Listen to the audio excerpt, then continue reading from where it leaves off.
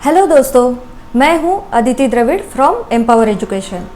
पिछले वीडियो में हमने देखा था कि संधि क्या है, संधि का नियम क्या है, लक्षण क्या है और उसके प्रकार कौन से हैं, ये सब हमने उदाहरण सहित देखे थे।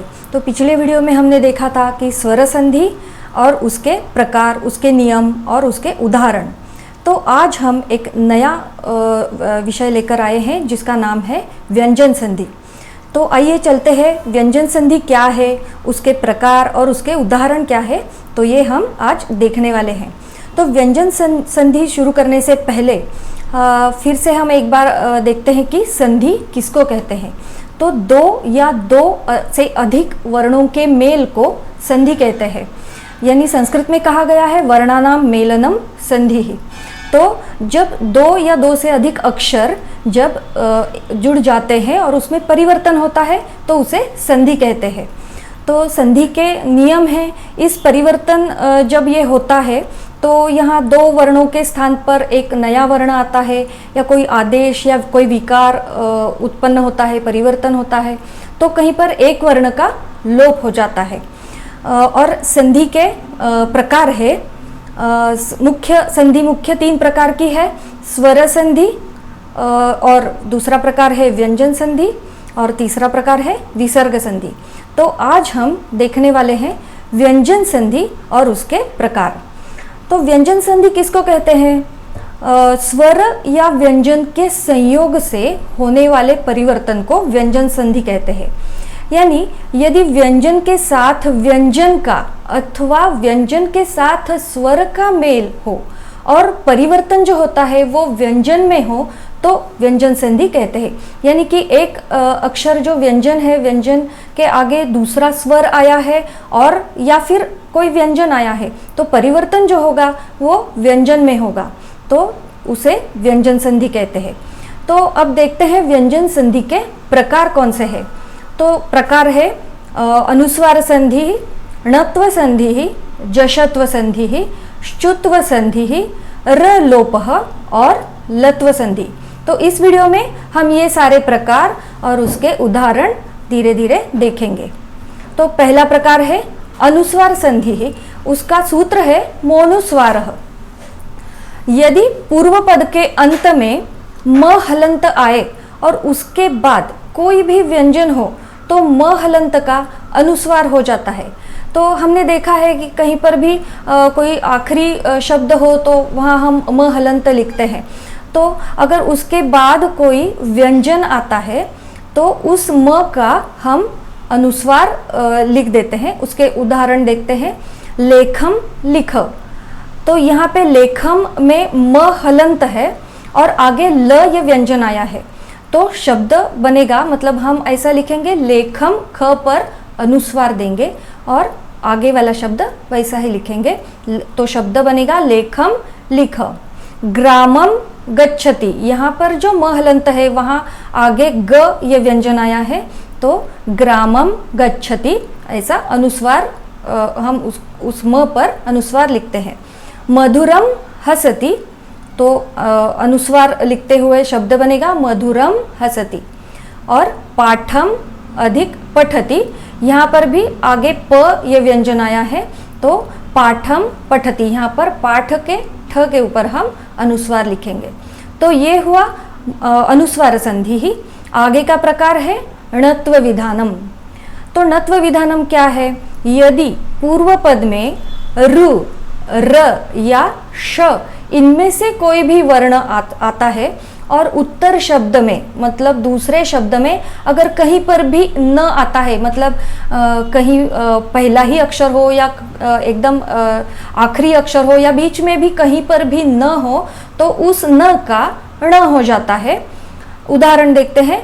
राम अधिक अयनम, यहाँ पर राम इस शब्द में र आया है और अयनम इस शब्द में न आया है, तीसरा अक्षर। तो पहले वाले शब्द में र है, इसीलिए बाद का जो अक्षर है न, अयनम का न, वहाँ न होकर शब्द बनेगा रामायणम।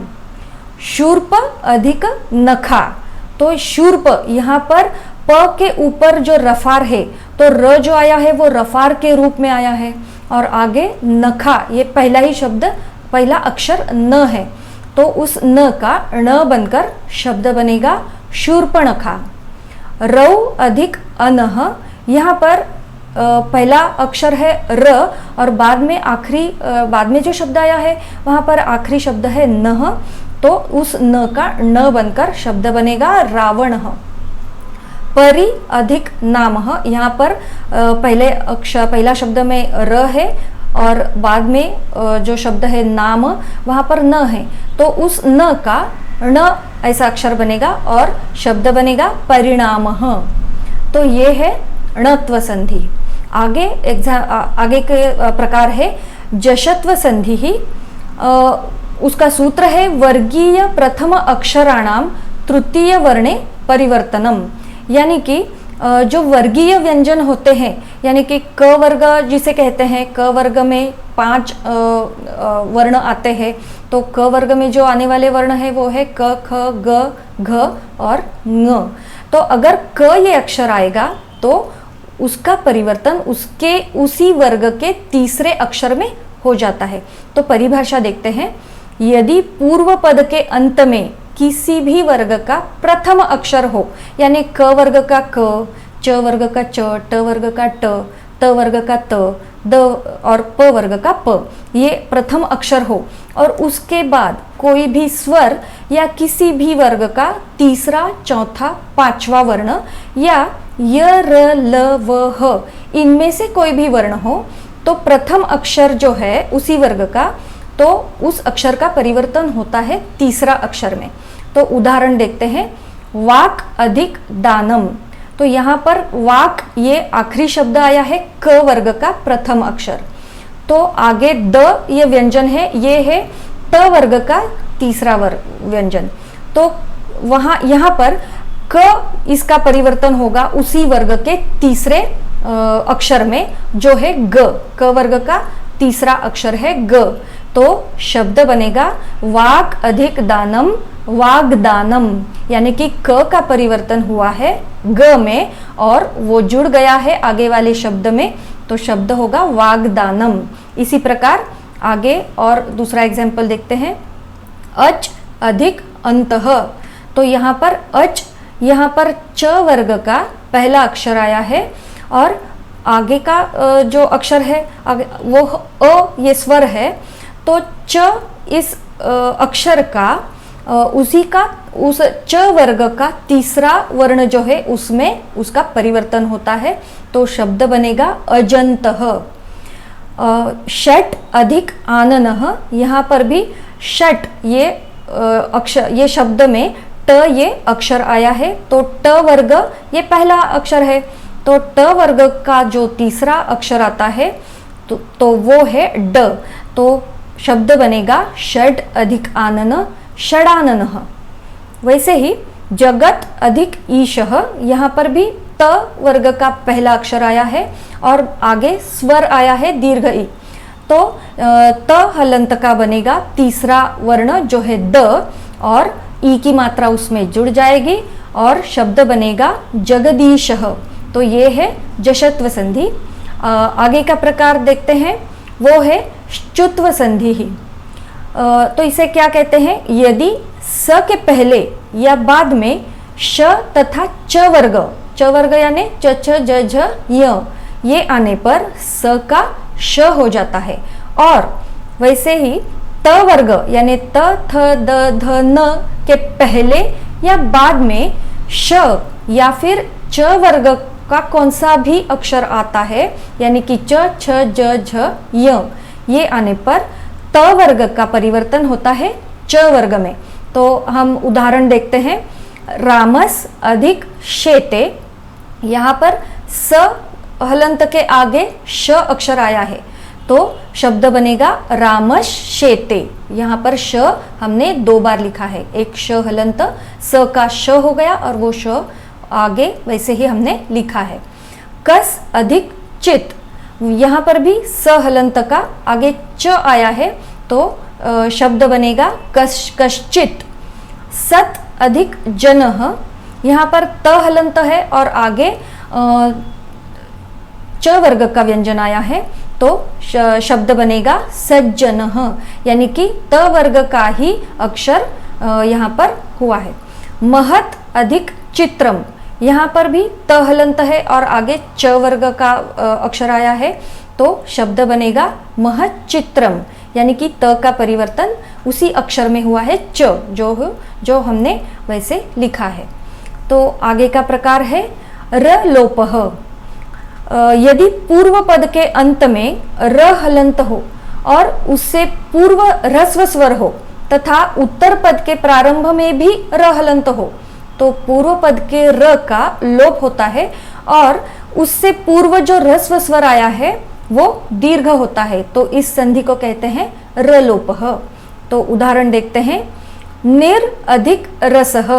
तो ये जो शब्द है निर, तो यहाँ पर र हलंत है और उसके आगे वाला शब्द में र आया है और र हलंत के पहले भी ह्रस्व स्वर है, तो पहले र हलंत का लोप होकर ह्रस्व स्वर दीर्घ बनकर तो शब्द बनता है निर अधिक रसः नीरसः।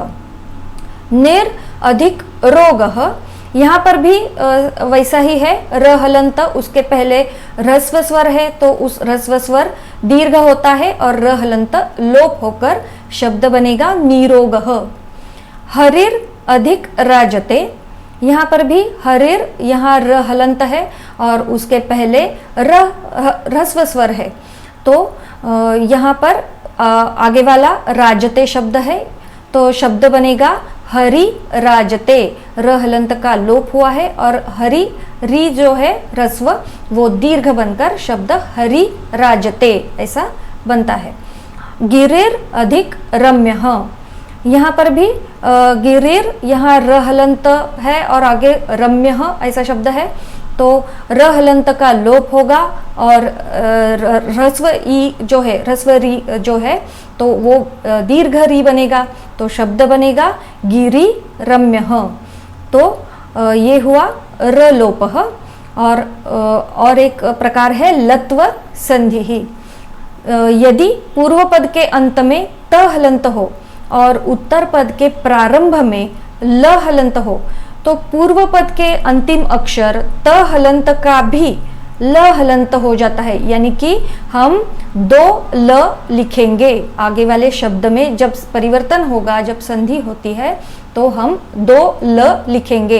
कैसे? तो उदाहरण में देखते हैं, उत अधिक लासः, यहाँ त हलंत है और उसके बाद ल आया है, तो उस त का ल बनेगा और उसमें वो दूसरे शब्द में जुड़कर शब्द बनेगा उल्लासः।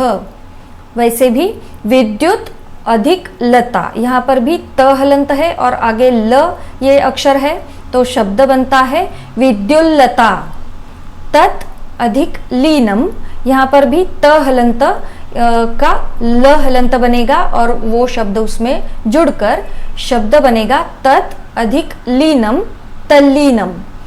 उत अधिक लेखः, यहाँ पर भी त हलंत का ल हलंत बनेगा और उस आगे वाले शब्द में जुड़कर शब्द बनेगा उल्लेखः। तो ये थी लत्व संधि। तो दोस्तों, आज इस वीडियो में हमने देखा कि व्यंजन संधि क्या है, उसके प्रकार क्या है और उसके उदाहरण क्या है। तो मुझे आशा है कि आपको ये विषय समझ में आया होगा, और अगर ये वीडियो आपको पसंद आया हो तो इसे शेयर करना या लाइक करना ना भूलें। इसे ज़रूर लाइक करें और शेयर करें और हमारे चैनल को सब्सक्राइब भी करें। धन्यवाद।